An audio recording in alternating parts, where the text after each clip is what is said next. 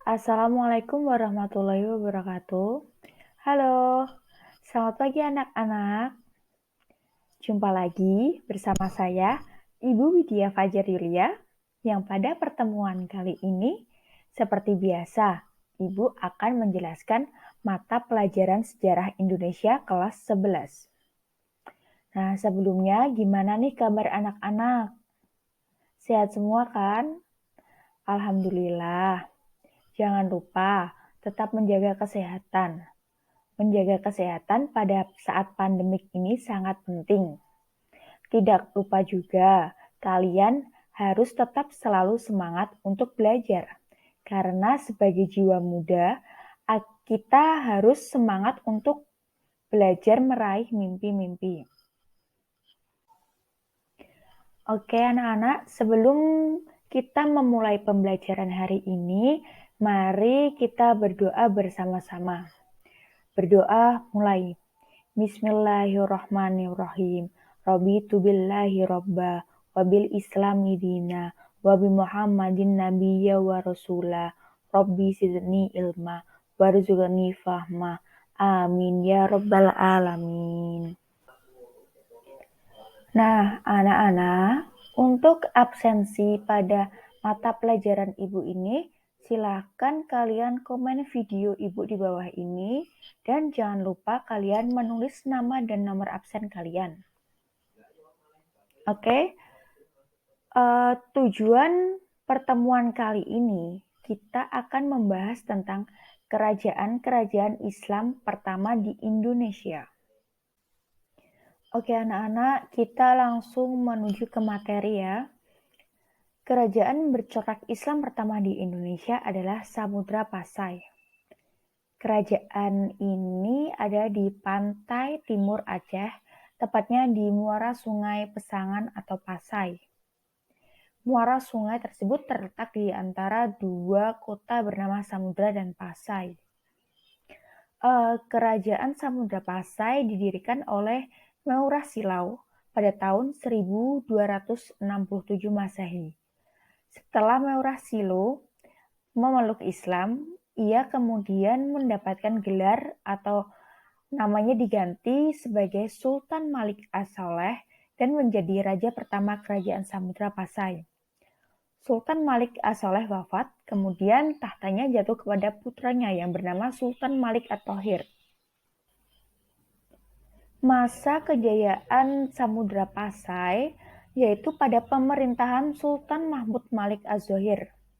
Samudra Pasai berkembang menjadi pusat perdagangan internasional. Perlu diketahui anak-anak, setiap tahun kerajaan Samudra Pasai mampu mengekspor lada, sutra, kapur barus, dan emas dalam jumlah yang begitu besar.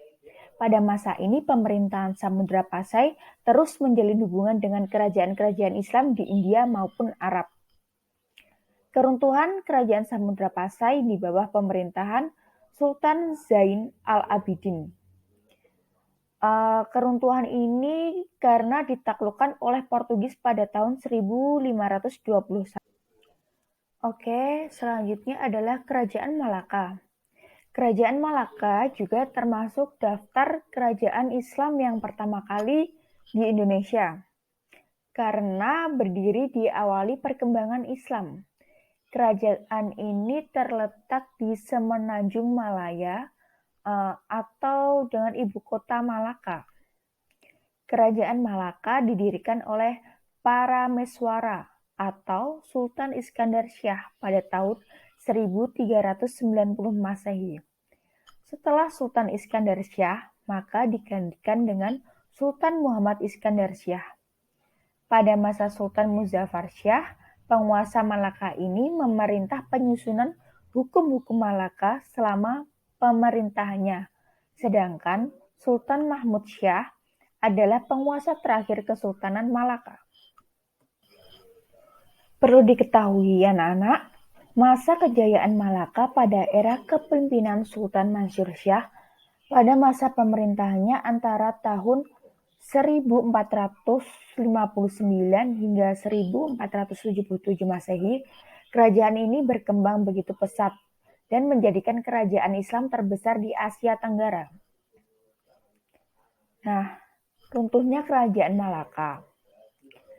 Meskipun Kerajaan Malaka memiliki tatanan kehidupan yang baik dan cukup, namun Kerajaan Malaka tidak bisa bertahan selamanya. Malaka melemah pada masa Sultan Muhammad Shah dan runtuh saat Portugis berhasil menguasai Malaka di tahun 1511. Kerajaan bercorak Islam pertama di Indonesia selanjutnya yaitu Kerajaan Aceh.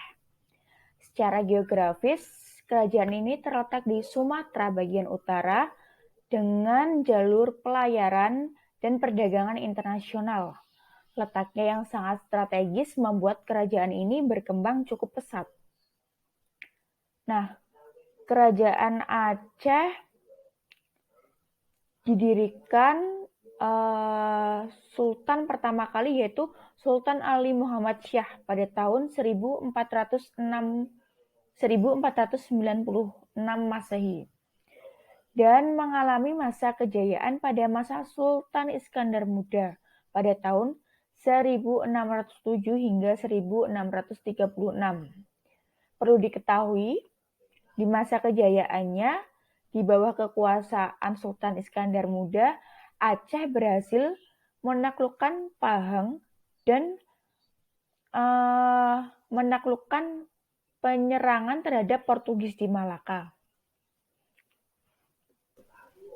Namun, saat Sultan Iskandar Muda lengser, kerajaan ini mengalami kemunduran. Sultan Iskandar Thani yang menggantikan tidak memiliki kepribadian yang kecakapan seperti sultan sebelumnya. Yang berada di Indonesia yaitu Kerajaan Demak. Kerajaan Demak merupakan kerajaan Islam pertama kali di Pulau Jawa. Letaknya di Jawa Tengah, di daerah bernama Bintoro, sebuah daerah bawahan Majapahit. Raja pertamanya yaitu Raden Patah, yang merupakan keturunan Raja Brawijaya V. Setelah Raden Patah, Kerajaan Demak dipimpin oleh Adipati Unus. Ia memimpin tidak lama, namun cukup terkenal karena sempat memimpin pasukan Demak menyerang Portugis di Malaka. Kerajaan Islam pertama di Jawa ini mengalami masa kejayaannya pada pimpinan Sultan Trenggono pada tahun 1521 hingga 1546 Masehi. Daerah kekuasaannya bahkan sampai ke Banten, Sunda Kelapa, dan Cirebon. Kerajaan Demak mengalami kemunduran disebabkan oleh pemberontakan Adipati Hadiwijaya, penguasa Pajang pada tahun 1556. Anak-anak, kerajaan Islam yang kelima selanjutnya yaitu Kerajaan Mataram Islam. Kerajaan Mataram Islam didirikan oleh Danang Sutawijaya atau Panembahan Senopati. Mataram mencapai puncak kejayaannya pada masa pemerintahan Sultan Agung pada tahun 1613 hingga 1645 Masehi. Di bawah kekuasaannya, Mataram sempat beberapa kali melakukan penyerangan terhadap Batavia untuk memerangi VOC. Di bawah kekuasaannya, Mataram sempat beberapa kali menaklukkan penyerangan ke Batavia. Keruntuhan Mataram dimulai setelah Sultan Agung wafat. Tahta dan kerajaan jatuh ke anaknya yaitu Amungkurat I. Amungkurat I memiliki sifat yang bertolak belakang dengan sang ayah, bahkan disebut sebagai raja yang bengis. Kemudian dilanjutkan oleh Amungkurat II. Setelah Sultan Amungkurat II meninggal, Mataram Islam terbagi menjadi dua berdasarkan perjanjian Giyanti, yaitu Mataram kemudian dibagi menjadi Kesultanan Yogyakarta dan yang kedua Kesultanan Surakarta. Selanjutnya kerajaan Islam yang keenam yaitu Kerajaan Banten. Kerajaan Banten adalah kerajaan Islam yang terletak di Jawa Barat bagian utara. Kesultanan Banten didirikan pada abad ke-16 Masehi oleh Sunan Gunung Jati atau Syarif Hidayatullah.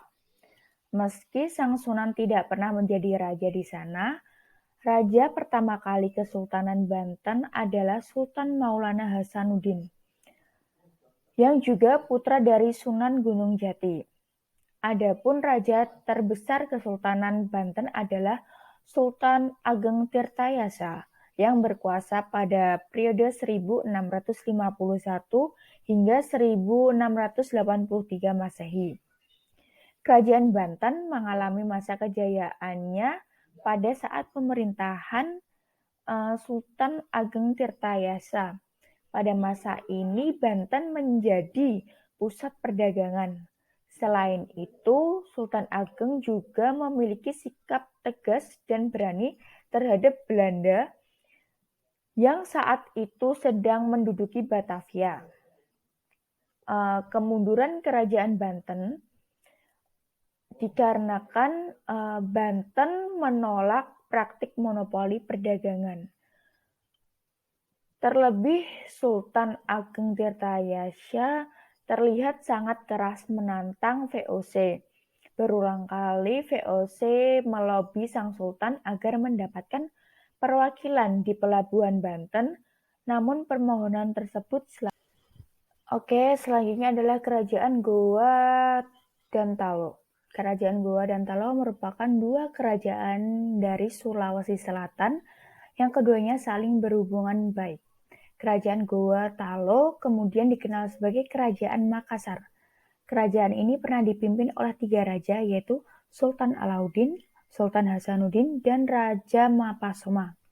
Kehidupan masyarakat di kerajaan ini bertumbuh pada sektor kelautan, hingga akhirnya Makassar berkembang menjadi pelabuhan internasional yang banyak dikunjungi pedagang asing. Nah, pada akhir abad ke-16, Kerajaan Goa Talo memasuki masa Islam dan berubah menjadi kesultanan. Agama Islam mulai masuk di Sulawesi Selatan karena dakwah Datuk Ribandang dan Datuk Sulaiman dari Minangkabau.